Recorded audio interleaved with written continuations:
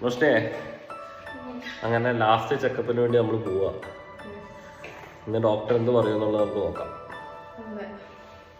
നീണ്ട 9 മാസത്തെ കഷ്ടപ്പാടും പ്രയാസങ്ങൾക്കൊരു അവസാനമാവുകയാണിന്ന്. ഈ കഷ്ടപ്പാടിൻ്റെയും പ്രയാസങ്ങളുടെ എല്ലാം നടുവിൽ കൂടെ പോകുമ്പോഴും ഞങ്ങൾ ഓർക്കുന്നത് ഞങ്ങളുടെ രണ്ടാമത്തെ കുട്ടി വരാൻ പോകുന്നതിനെക്കുറിച്ച് മാത്രമാണ്. ആ സന്തോഷം ഒന്ന് മാത്രമാണ് ഞങ്ങൾക്ക് ഇതിലൂടെയൊക്കെ കടന്നു പോകാനായിട്ടുള്ള ഞങ്ങളുടെ സ്റ്റാമിന. നമ്മുടെ ജീവിതവും ഇതുപോലെയൊക്കെ തന്നെയാണ്.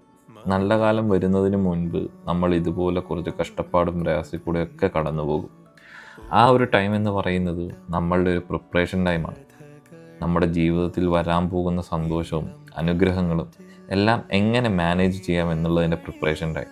രണ്ടാമതും പേരൻസ് ആകുന്നതിൻ്റെ എക്സൈറ്റ്മെൻറ്റിൻ്റെ കൂടെ എങ്ങനെ രണ്ടുപേരെയും ഒരുപോലെ സ്നേഹിച്ച് വളർത്താം, എങ്ങനെ ന്യൂ ബോൺ ആയ ആളെ ഹാൻഡിൽ ചെയ്യാം, ഫീഡിങ്ങിൻ്റെ കാര്യങ്ങൾ, ബേർപ്പിങ്ങിൻ്റെ കാര്യങ്ങൾ, അങ്ങനെ കുറേ കാര്യങ്ങളെല്ലാം ഞങ്ങൾ ഈ ടൈമിൽ നോക്കി മനസ്സിലാക്കി.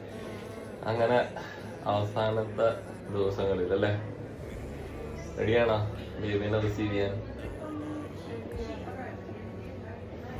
എൻ്റെ വൈഫിന് 6th മന്തിന് ശേഷം വേദനയൊക്കെ ഉണ്ടായിരുന്നു. ഷുഗർ മോണിറ്റർ ചെയ്യേണ്ടി വന്നതുകൊണ്ട് ഡയറ്റ് വളരെ ഇമ്പോർട്ടൻ്റ് ആയിരുന്നു. പക്ഷേ ഇതൊക്കെ ചെയ്യുമ്പോഴും ഞങ്ങളുടെ മനസ്സിൽ കുഞ്ഞു വന്നിട്ടുള്ള കാര്യങ്ങളാണ് മെയിൻ. അങ്ങനെ ഡെലിവറിക്ക് പോകാൻ റെഡിയല്ലേ?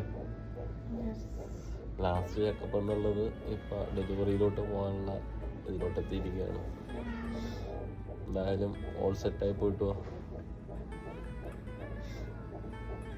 അങ്ങനെ വൈഫിനെ ഇതേപോലെ ഓപ്പറേഷൻ തിയേറ്ററിൽ കയറ്റിയിരിക്കുകയാണ്. വെയിറ്റിംഗ് ആണ്, നോക്കാം. പ്രയാസങ്ങളുടെ നടുവിലൂടെ കടന്നു പോകുമ്പോഴും ദൈവത്തിൽ പ്രത്യാശ വെച്ച് തന്നെ മുന്നോട്ട് പോവുക. തളർന്നു പോയാലും മുന്നോട്ട് തന്നെ പോവുക. ദൈവം നിങ്ങളെ ഉറപ്പായും അനുഗ്രഹിക്കും. സ്ത്രീ പ്രസവിക്കുമ്പോൾ തൻ്റെ നാഴിക വന്നതുകൊണ്ട് അവൾക്ക് ദുഃഖമുണ്ട്. കുഞ്ഞിനെ പ്രസവിച്ച ശേഷമോ ഒരു മനുഷ്യൻ ലോകത്തിലേക്ക് പിറന്നിരിക്കുന്ന സന്തോഷം നിമിത്തം അവൾ തൻ്റെ കഷ്ടം പിന്നെ ഓർക്കുന്നില്ല.